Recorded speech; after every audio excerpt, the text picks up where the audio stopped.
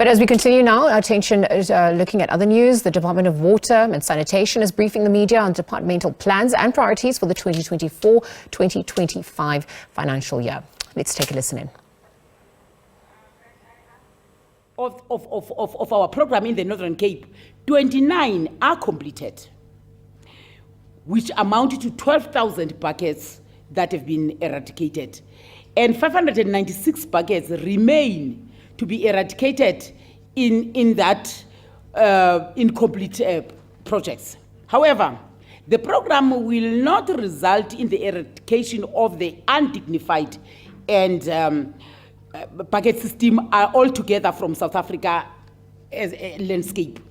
This is because the program only focuses on eradicating buckets in certain towns and in certain provinces where they were identified in 2012. We are now in 2024. Since then, there are on an ongoing basis, there are municipalities elsewhere who have introduced bucket system in formal and informal settlements. The eradication of bucket system is therefore a moving target. We only focus on those that were identified in 2012. Between 2012 and now, where we have no program that is intending to address that, but we also going to meet with municipalities and put a stop on this, because we cannot eradicate bucket system. If we eradicate on the left, on the right, others continue to provide bucket system.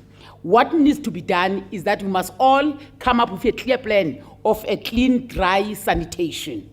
In order to address this, the Cabinet has recently approved the National Sanitation Framework, which will provide the basis of the department to issue new national minimum norms and standards for sanitation.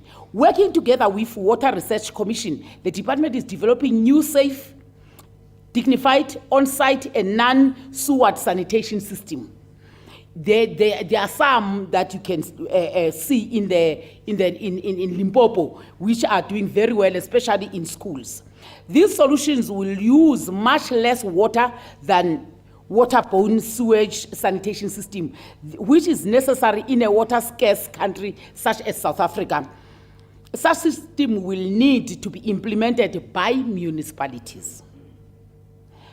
We also strengthening partnership in the water sector. In line with President Ramaphosa's call to strengthen collaboration and social compacts with the private sector, labor, civil society and government, the Ministry of Water and Sanitation will continue to collaborate with all sectors, especially private sector, to contribute to resolving our country's water and sanitation challenges.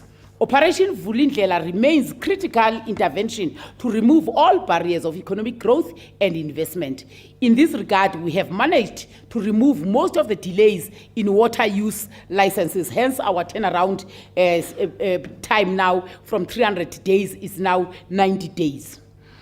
In addition to partnership with mining houses for water supply project, the department is also facilitating partnership between the private sector and the municipalities through the Water Partnership Office, which we established in collaboration with the Bank of South Africa, DBSA, and South African local government, SALGA. This includes finalizing plans with eThekwini, Mangaung, Buffalo City, Nelson Mandela, and Tshwane municipalities, which are metropolitan municipalities, to mobilize private sector finance for the replacement of leaking municipal water distribution pipes, which are resulting to high levels of non-revenue collection.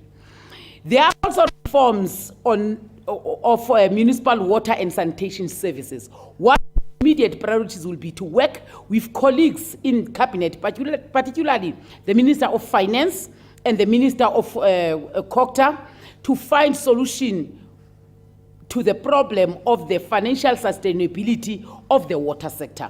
Despite the level of support that we are providing to municipalities in general, municipal water and sanitation services continue to decline.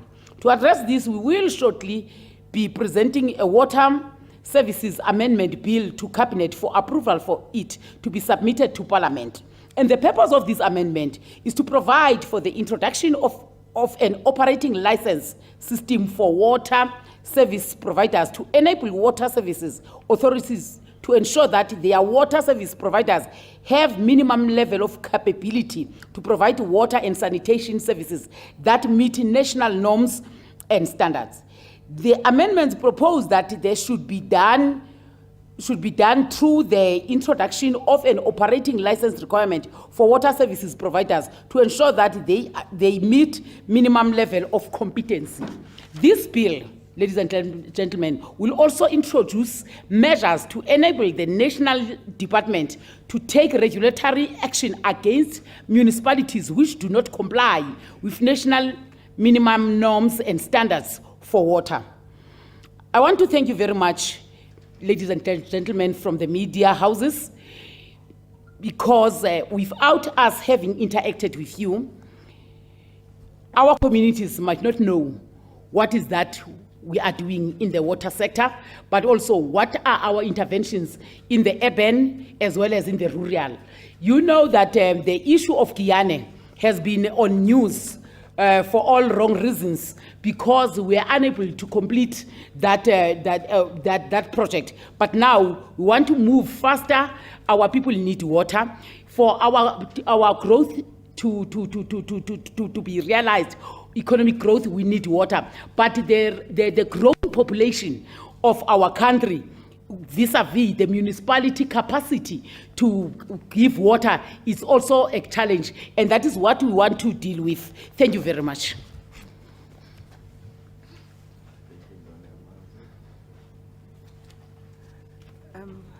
Thank you, Minister, for a very long but necessary statement that we had to get the message across.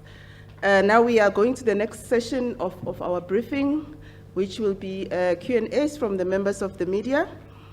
I would like to request members of the media here on the floor to, when you ask questions, to identify yourselves. We are going to take first five on the floor. You identify yourselves and the media house you are coming from, and also to attentively listen to the others' questions so that we don't repeat ourselves and to save time. Those that are on the virtual platforms, we request that you direct your questions. I know that there are those that are on the GCIS WhatsApp groups, to put your questions on the WhatsApp groups so that we have the questions be read through from the floor. Thank you. May I start taking the questions? I'll start from the front. Sir? My name is Brian Soputu. I'm from the Citizen. Sorry. My name is Brian Soputu. I'm from the Citizen newspaper. Minister, you've mentioned intervening in municipalities when norms and standards are actually not met.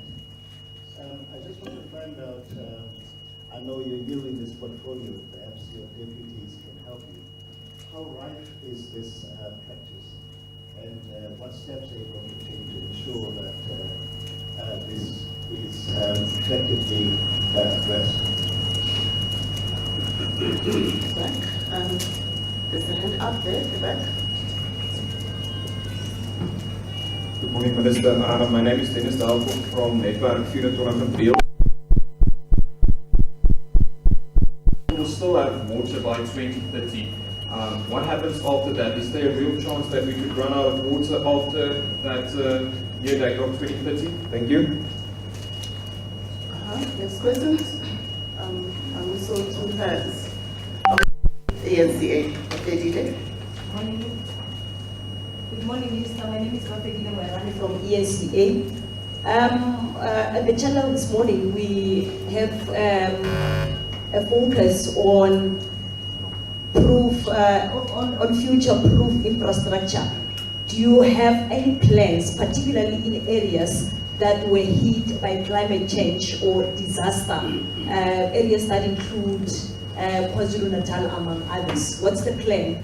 And also, Minister, do you have any funds, particularly for this particular financial year, as you indicated that you will try to assist or intervene in various municipalities that are really struggling particularly on issues of infrastructure. Infrastructure has been a serious for for quite some time now. We saw just recently when Red Water was embarking on its month-long maintenance plan. And the last one would be if you are aware of the water contamination that has been reported in Flairhawk here in Gauteng. We understand that Joburg Water took some samples to do the test. Have you received any update from them, or are you aware of that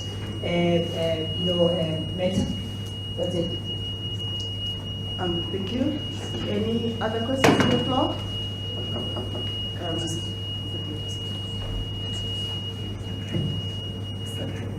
Okay, this other side, the mic can go to the other one. Hi, Kirsten from Water and Sanitation Africa Magazine and Infrastructure News. I just wanted to ask a question regarding money owed to water boards. I would imagine that that is one of their biggest challenges. Right, so those are live visuals coming through. We know that this morning the Department of Water and Sanitation is briefing the media on the departmental plans and priorities for the 2024-2025 financial year. It comes just on the back of Minister of Water and Sanitation, Pemi Bajudina, of course, addressing the media, speaking to some of these strategic plans for the water sector in South Africa at large, given the crisis that is set to be visible as well. There's that urban and rural divide that had also been addressed as we across there. But we're looking at the issue of water scarcity in South Africa at large. A result of various combinations, including economic and physical factors, climate change. There's also alleged issues of maladministration and corruption. And so as this new administration obviously takes over, those plans are being outlined, and we'll continue to monitor that as the media briefing gets underway.